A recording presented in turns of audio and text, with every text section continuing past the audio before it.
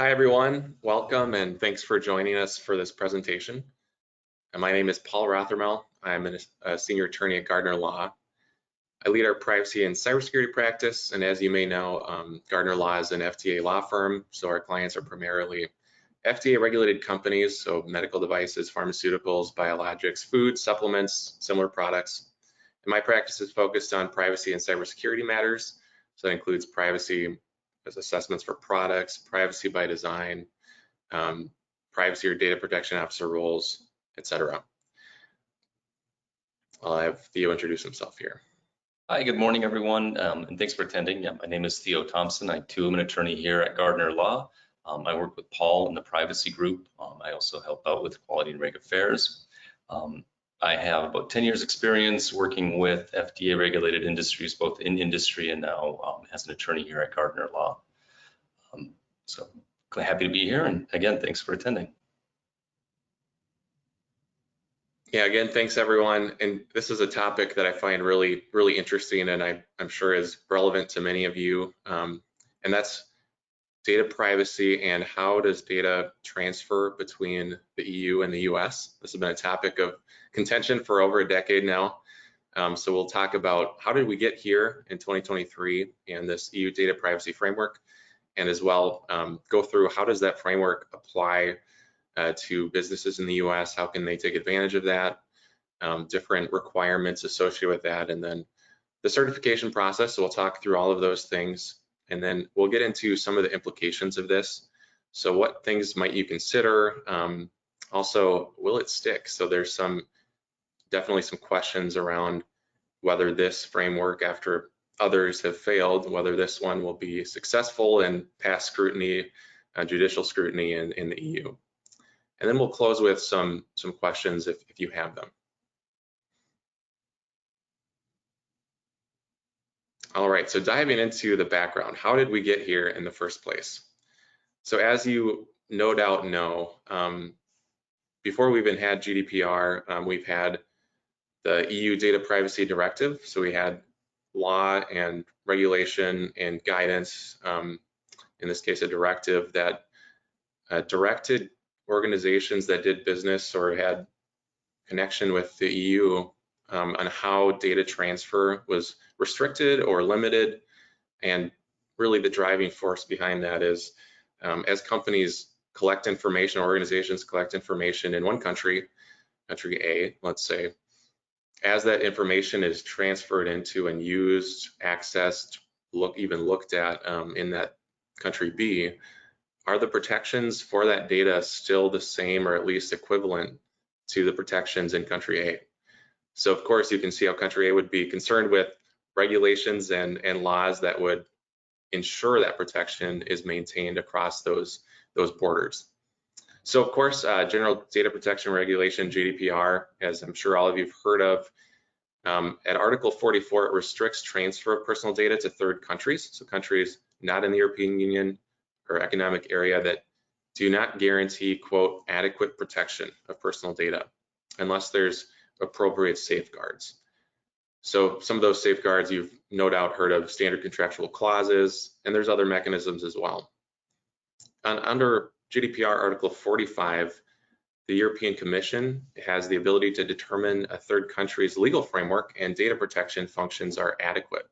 So what adequacy means ultimately is that there's an essentially equivalent level of protection, at least in the eyes of the EU, for data when it's processed in that third country.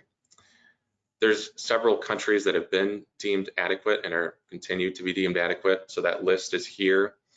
And one of those that has been on the list and off the list for about the last 10 years is the US. So we'll talk a little bit about that in the next slide. So how did we get here? We'll continue on that thread. So the US, of course, has a sectoral framework for privacy, but has not had comprehensive federal privacy laws aligned with EU requirements and other really commonly acceptable privacy requirements for general data protection. And so along with that, the European Union has had concerns about US intelligence activities. One article from 2013 opened with this statement: US regulators are urging their European Union counterparts to preserve more than decade-old data transfer agreement and mounting European anger over NSA spying. So that's a quote from a Politico article in 2013. That was during Safe Harbor, the first of the now three frameworks that have been set up to ensure data transfer from the EU to US. But the Safe Harbor, after that article was written, lasted less than 2 years before it was struck down by the Court of Justice of the European Union, and that was in Schrems v. Data Protection Commissioner. And ultimately what was found there is that this Safe Harbor framework failed to ensure adequate levels of protection for the fundamental rights of European citizens concerning privacy and personal data. So it's not a coincidence, of course, that all of this closely followed the Snowden revelations about the NSA data collection practices that came out in 2013 as well. Soon after, in 2016, the Privacy Shield was implemented. So the US again was granted adequacy as long as businesses and organizations self-certified through the Privacy Shield process. This, on top of what the Safe Harbor had originally included, added more individual rights for EU citizens, stricter requirements for certifying businesses, and included a new onward transfers principle. This lasted a few years, but it also failed to pass judicial scrutiny, so that was struck down in 2020. So here we are with the EU-U.S. data privacy framework in 2023, and you'll see there's a question mark on the slide as we kind of await to see what happens next there. So in the meantime, with this up and down nature of these frameworks, and what else have we been using? No doubt you've heard of the standard contractual clauses, and along with that, these transfer impact assessments of the last couple of years since Schrems 2, the second of these landmark cases around privacy and data transfer. That's still in place. People are still using SECs broadly. That continues to be the case. Binding corporate rules, a much more complex process, but still a viable way to establish data transfers. And then there's other limited tools that we've seen: explicit consent in limited cases, specific derogations where there's an exception for certain types of data transfer. So obviously a framework was necessary. So that's where we're headed now, is a discussion of that framework. President Biden, as part of that development of the framework, had issued an executive order, which included a commitment to establishing a data protection review court and other things to ensure protections. So Theo will dive into that framework and explain those criteria to you. Yeah, thanks for that, Paul. So yeah, as Paul mentioned, next we'll discuss sort of the data privacy framework, dig into some of the requirements that it takes to certify as a participant in it, what companies can look forward to as they self-certify, and also discuss kind of how it's organized and how it will be managed and administered in practice. So let's start with the basics. What is the DPF, the Data Privacy Framework? It rests on a foundation of an adequacy decision by the European Commission that US laws offer sufficient protections of EU nationals' personal data. As Paul had mentioned, under the GDPR, the EU can sort of make an adequacy determination, and that's what this is. It establishes requirements for organizations to transfer personal data of EU nationals from the EU to the US. So it's that sort of one-way transfer coming from Europe to the United States that it speaks primarily to. It consists of 7 principles as well as supplemental principles that kind of apply to special or specific cases. And it also takes into consideration sort of specialized data and different uses of specific types of data. There also exists a Swiss-US and a UK-US counterpart to the DPF. I'll discuss those at a later slide, just kind of a high-level overview of those. But it should be known that they're part of the framework as well. So speaking to the DPF, how did we get here again? Speaking to Paul's point, it rests on not only adequacy determination of the US, but also sort of the executive order that Paul had referred to, the Executive Order 14086, which President Biden had signed in October of 2022. This executive order, it didn't fundamentally change U.S. laws, but it just did clarify the sort of U.S. intelligence gathering activities, requiring certain safeguards be put in place as the U.S. signals intelligence engages in these activities. It requires that there is that the activity is necessary to advance a sort of validated intelligence priority, that it's been identified and spoken to, that there is either an executive order in place or there's statutory authorization for the activities in order to proceed. It also requires that the intelligence gathering is proportionate to the identified intelligence priority, and it requires the organization that's engaging in this consider the individual civil liberties of the data subject that it's gathering the data on, regardless of their nationality or where they might reside. And as Paul also mentioned, part of the executive order required there be sort of rigorous oversight. That's how it's phrased in the executive order, which required the creation of a data privacy court as a mechanism to, where an appropriate public authority in a qualifying state, that is a U.S. ally, can submit a complaint to the U.S. Department of Justice regarding U.S. intelligence gathering activities. So next, let's talk about the specific principles of the DPF. As I mentioned, there are 7 principles. They're listed here on the screen. Notice choice, accountability for onward transfer, principle of security, data integrity and purpose limitation, access, and recourse and enforcement and liability. Under these principles, there's more information that applies. For instance, the notice principle contains several sub-bullet points, including the organization's participation in the U.S. or the EU-U.S. DPF is also, it requires them to self-certify and provide a link to the address for the DPF framework list.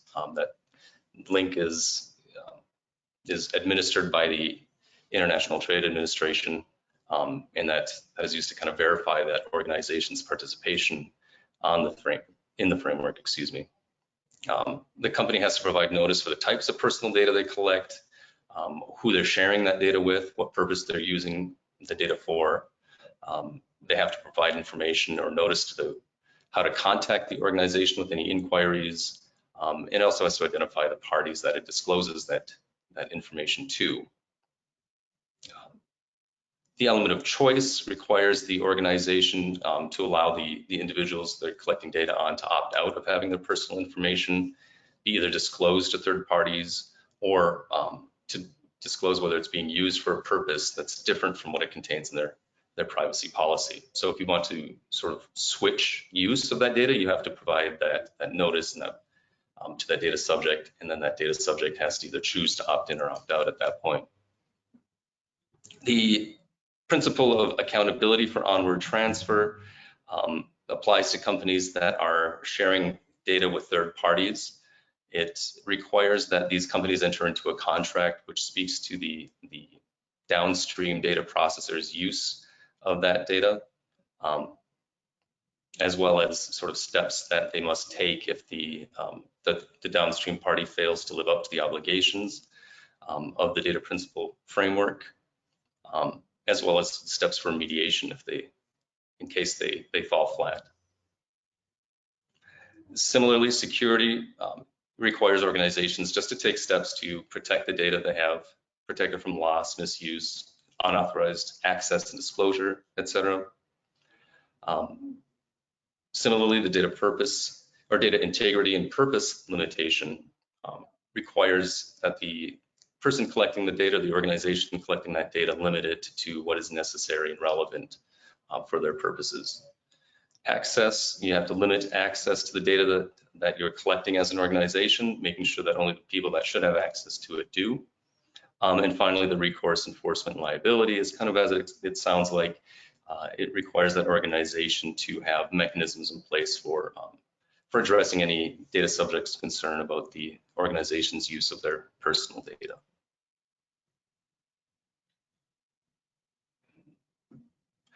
As I mentioned, there's not only 7 primary principles, there's also the supplemental principles that are found under the framework. There's quite a bit of supplemental principles. We're not going to go into each one of these. It's kind of relevant that you know that they do exist, that they need to be checked against the organization-specific use of the data, to make sure that if you have a specialized use or if you have a use case, that it's being used properly under the data privacy framework. Those areas cover pharmaceutical, medical products, human resource data, which is a big area of data that happens in transatlantic transfers for multinational corporations, of course.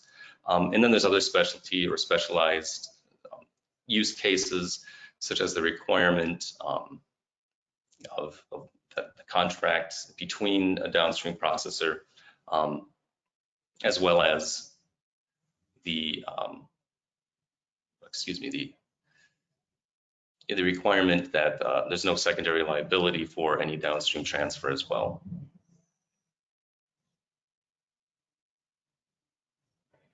Let's talk about a use case or specific use case under the supplemental principles specific to a lot of medtech companies. So as I mentioned, there is a supplemental principle that does cover pharmaceutical and medical products. What this means in practice is that the EU member states certainly apply to the collection of data. The EU member states laws apply to that collection of data prior to its transfer under the U.S. EU DPF. But once the organization has that data and they're transferring it, if they ever want to engage in a future scientific use of that data, so that use has changed, that they have to go back to the subject and gain additional additional permission from that subject for that additional use. The pharmaceutical medical products supplemental principle also allows for subjects to withdraw from a clinical trial at their choice. It allows that any of the data that's been collected prior to that withdrawal, the subject's withdrawal, may continue to be used. It accounts for sort of regulatory oversight of data transfers. So it allows the organization that's collected the data to share with a regulatory body for their specific regulatory needs. It also accounts for blinded studies where a subject's data is anonymized as part of the clinical trial. It accounts for the fact that if the study is blinded, that data subject may not have access or subsequent access to that data, which is one of the principles they come to expect under the GDPR as a European data subject. And it requires the organization that's engaging in a blinded study, of course, to disclose that to the data subject prior to the study. And it also requires their consent as part of the study. And finally, it allows organizations to collect and transfer data pertaining to product safety and efficacy as well. So let's talk a little bit about how the DPF is enforced. There's 3 organizations which are involved. There's the International Trade Administration, which is an administration under the U.S. Department of Commerce, that effectively administers the program. And then enforcement is shared between 2 other U.S. Government agencies, the FTC and the Department of Transportation, the U.S. Department of Transportation. The FTC is mostly responsible for consumer data uses, and the DOT is specifically enforces data that's collected for transportation purposes, such as airline travel, et cetera.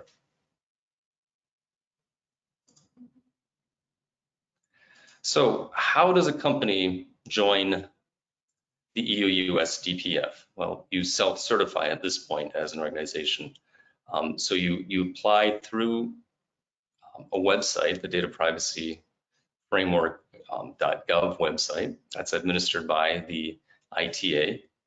And the ITA receives the application, and its responsibilities include maintaining that framework list that I mentioned, verifying the self-certification requirements that an organization submits, following up with any organizations that have the renewal come up and either failed to renew or have been put in a request to be removed from the list. And then it also can search out on its own any claims of false claims of participation. One of its roles too is to facilitate the resolution of complaints that data subjects might have or might bring specifically to it regarding any organization's use of their personal data. So information that an organization has to submit with their self-certification includes, of course, the basics, such as the organization name and address, contact information, a description of the activities of the data that it's collecting and sharing, the independent recourse mechanism that a data subject can expect for investigating any unresolved complaints, and of course a copy of the organization's privacy policy, and that's specific to personal data. And of course, it should go without saying that that privacy policy must adhere to the sort of principles that are outlined in the data privacy framework.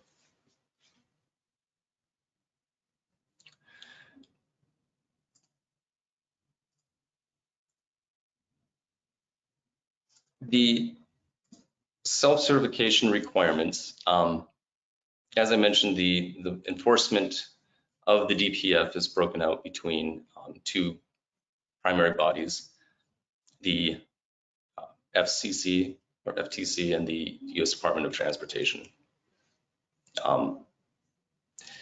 They enforce, they have in place enforcement mechanisms for any company that is claiming or is misusing personal data under the framework. Along with the self-certification requirements that I mentioned previously, companies must also submit any privacy program which the organization is a member. The privacy programs that the organization has to submit, they aren't specifically defined currently by the DPF. I wasn't able to find any specific definition of it, so I assume that that privacy program just includes sort of a description of the organization's privacy practices that they adhere to, that could be specific to an organization itself. The DPF allows a company to either self-certify and submit that information in a packet to the ITA for verification, or it also allows for review and assessment by an outside party. At this point, I wasn't able to find any outside parties that are conducting the review of an organization's privacy practices to certify as an independent body their adherence to the principles of the framework. But of course, it's relatively new. I think the framework has really been active now for just over a month, so you can expect that more and more companies will come online and be able to offer that third-party review of an organization's practices in the future. You have to disclose the number of employees and the annual revenue of the company as well as one of the requirements for the submission. Now, the annual revenue is used to determine the fees for participating in the framework. And the fees vary from $250 for a single framework, meaning if the company wants to join the EU-U.S. DPF list alone, and its annual revenue is from $0 to $5 million, then that will cost only $250 for the organization.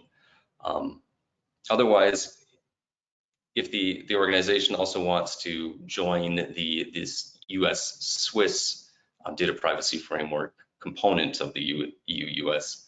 data privacy framework, they can do both of those under the same application. The second framework comes at a discount of 50% off the list price. Anyway, the fees range from $250 for a small organization upwards to approximately $3,250 for a larger organization with revenues over $5 billion, or $4,875 if the company wants to join both of those frameworks, the EU-U.S. DPF and the Swiss-U.S. DPF.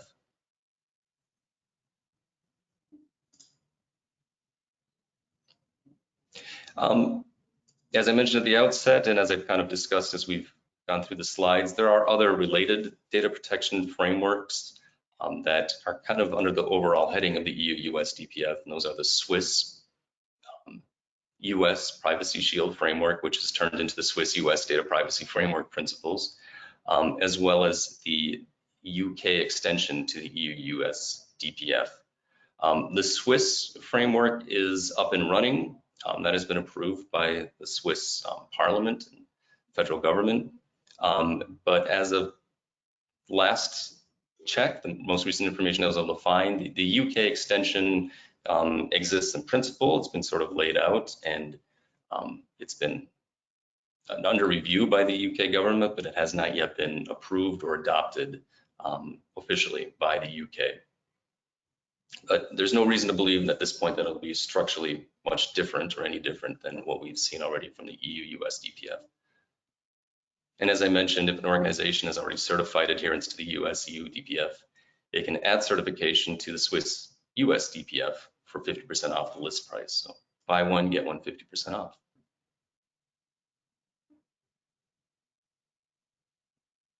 Now we'll just have a little viewer participation, offering a quick poll. Are you planning to implement the DPF in your organization, or do you currently implement the DPF? Are you part of the DPF list? We'll give a moment to attendees to review and respond.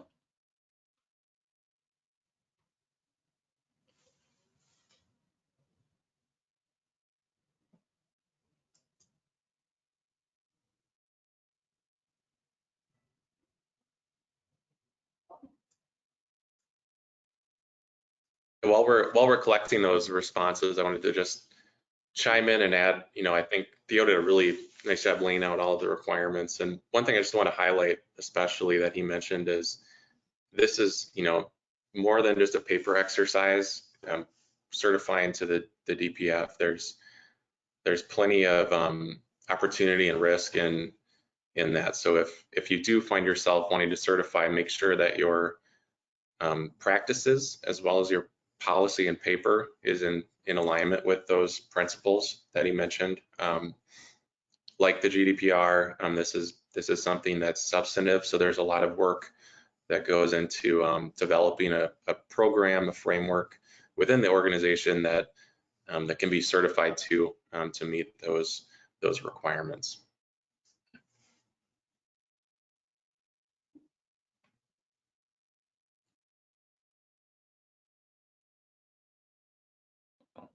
So here we have the poll results already. So 19%, it's split evenly between yes and no, with the majority of participants saying that maybe they will join it, which is probably not a bad choice at this point. Like we said, it's all relatively brand new.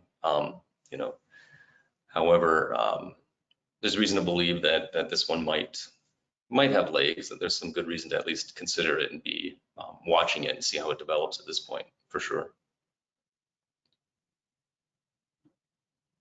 All right, let's talk about some implications of this new data privacy framework and get into just some thoughts. We won't have any definite answers on where this will go, but we can talk about some reasons why it might stick and why it might not, and then some considerations that we think particularly med device and pharmaceutical companies might consider going down into the DPF and using it or not, and what sort of safeguards you might implement along the way.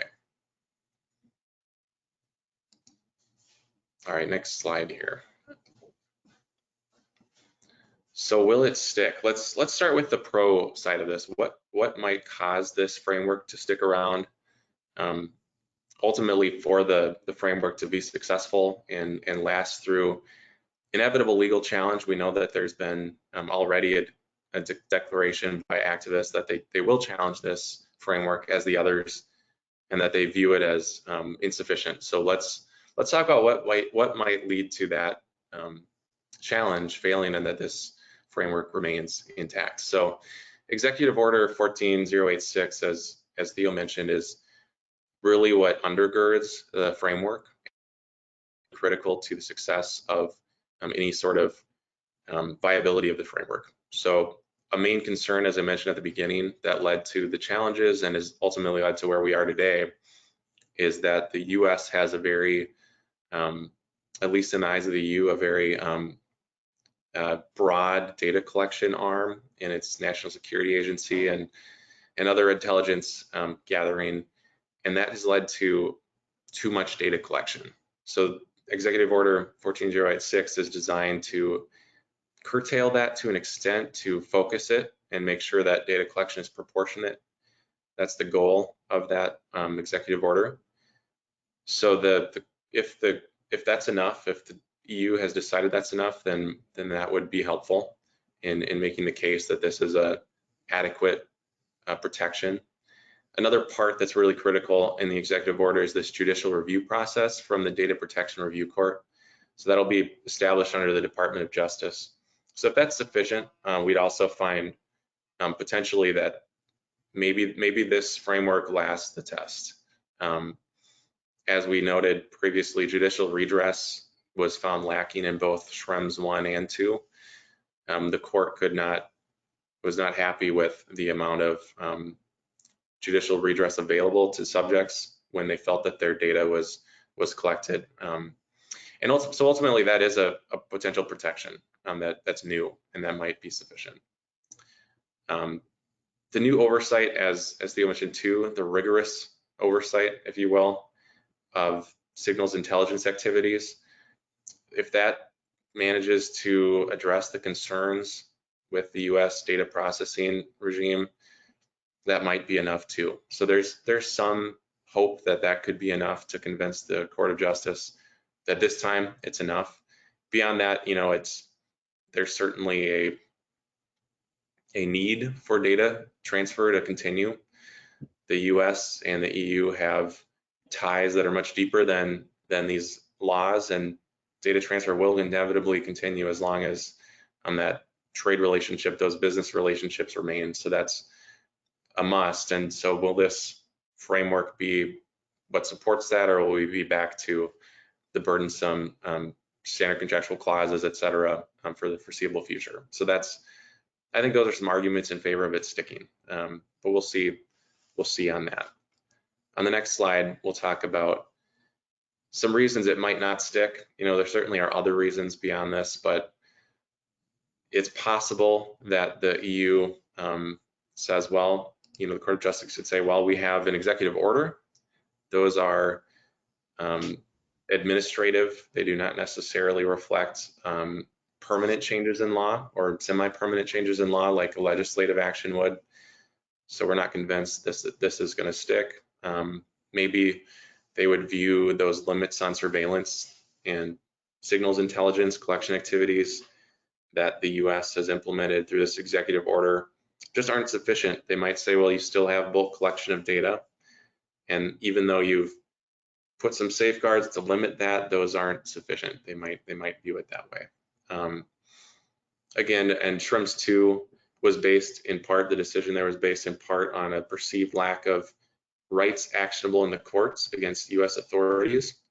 So it could be that the court looks at this similarly to how it looked at the US Privacy Shield back in 2016 and says, well, yeah, this isn't, or in 2020, and says that this isn't sufficient. This Data Protection Review Court doesn't really give data subjects access and redress rights the way that we would like to see. Again, the European Commission did look at all of these and determined adequacy, and there was a long process to get to this current framework. So there are, certainly good reasons to believe this could last, but there are some potential problems as well.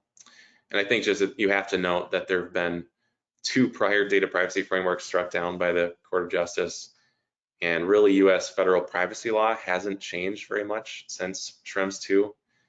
We've had starts and stops on a US data protection law, and there hasn't been any clear major paradigm shift, outside of Federal Trade Commission activity on the consumer front, et cetera. So we'll have to wait and see, on this framework. Will it stick? So let's close our part of this presentation part of this with some key considerations that we think are relevant for companies evaluating the framework. Definitely consider taking advantage of the framework. If you have any data transfer that involves European data, EU operations, clinical trials, et cetera, consider using the framework to enable those. It can simplify those activities. You can reduce your risk by covering, perhaps maybe you have standard contractual clauses, but you have some gaps. Maybe that's a good reason to consider using the DPF as a supplement. Maybe you're just launching into some EU operations and you need some enablement of those data transfers. So again, think about the DPF. But do remember there's a lot more to the DPF than certifying and submitting a privacy policy. There's also the actual compliance internally of the company that's really important. And this is likely to be regulated actively and enforced actively because of all of the scrutiny of these controls. You know, if the FTC doesn't actually investigate and enforce this, that would be another reason that this might fail ultimately in EU court. So that's, again, we're likely to see some active regulation and enforcement. Also note that this simplifies transfer anyway, even if you don't rely on the framework itself. There has been a declaration from the EU Commission that U.S. national security and government data collection safeguards are adequate. So there is some simplification of those transfer impact assessments when it comes to transferring data to the U.S. So do pay attention to that if you're involved in those transfer impact assessments. And again, those TIAs are supplemental to standard contractual clauses and are commonly used in those contexts.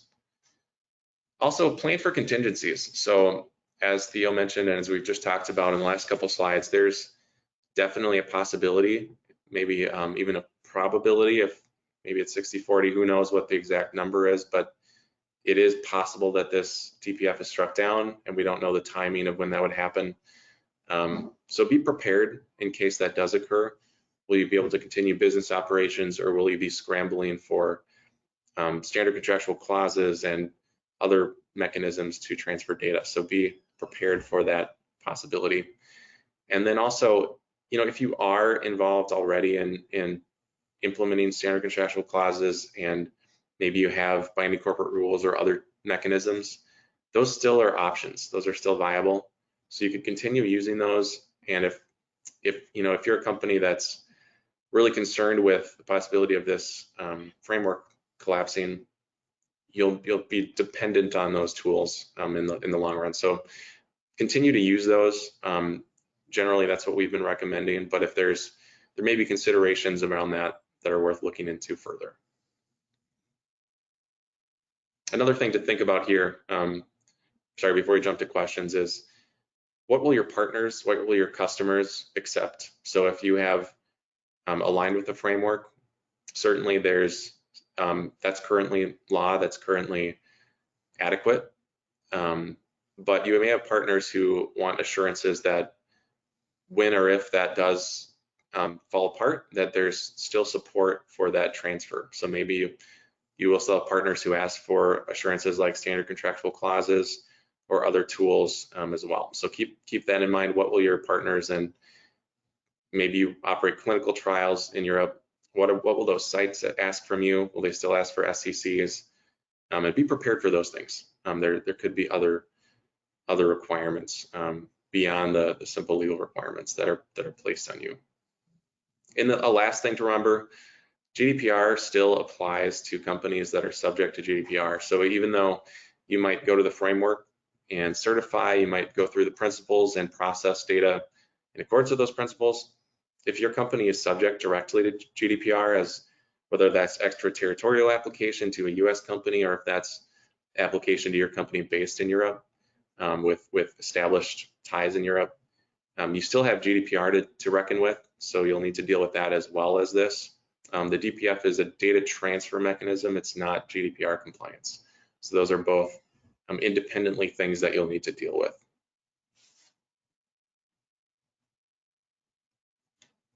All right, let's go ahead and open up for questions if there are any. Feel free to submit a question. I think there's a box in the webinar tool that you can submit a question.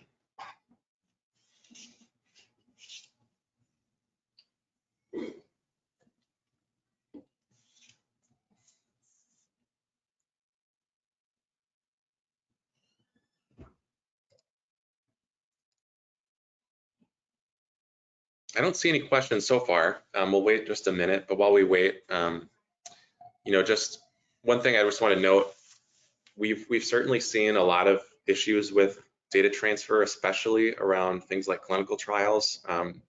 If you've gone through that process, you've probably interacted with multiple study sites across different countries in Europe, and you've realized that each country typically has its own interpretations of how those things are to be established. So you might have some states, member states that include have data processor agreements required for your institution with the sponsor. You might have other states that required controller to controller agreements. So that will vary. All of those things can be very complex. And some of that complexity can be reduced by something like the DPF.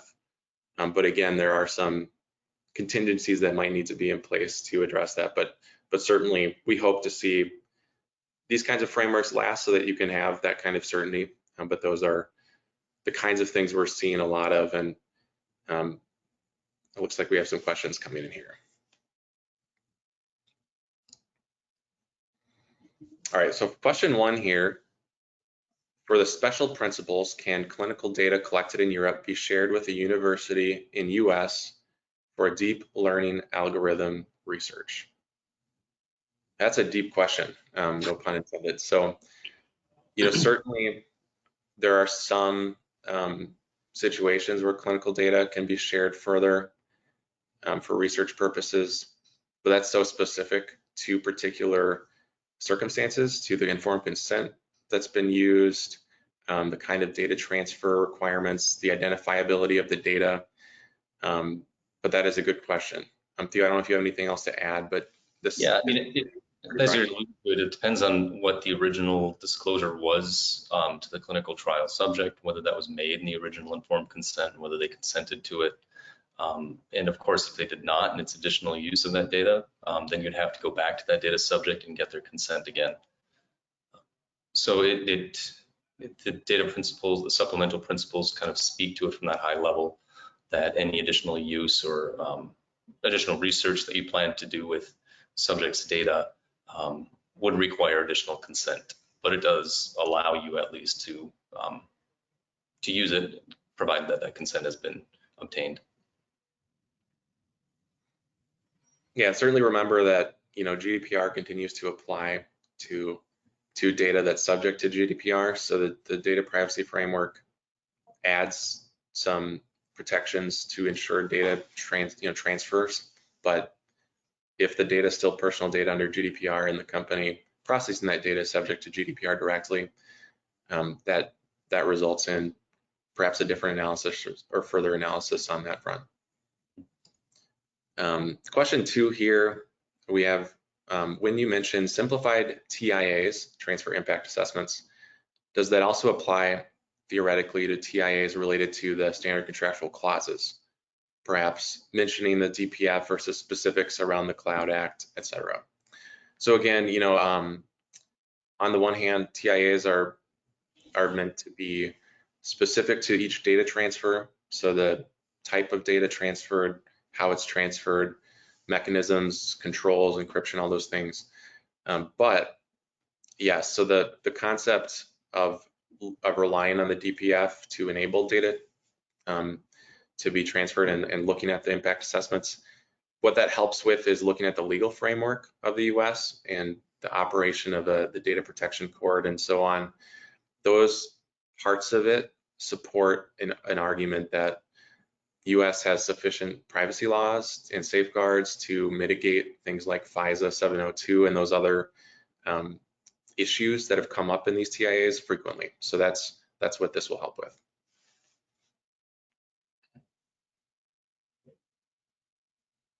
Any other questions?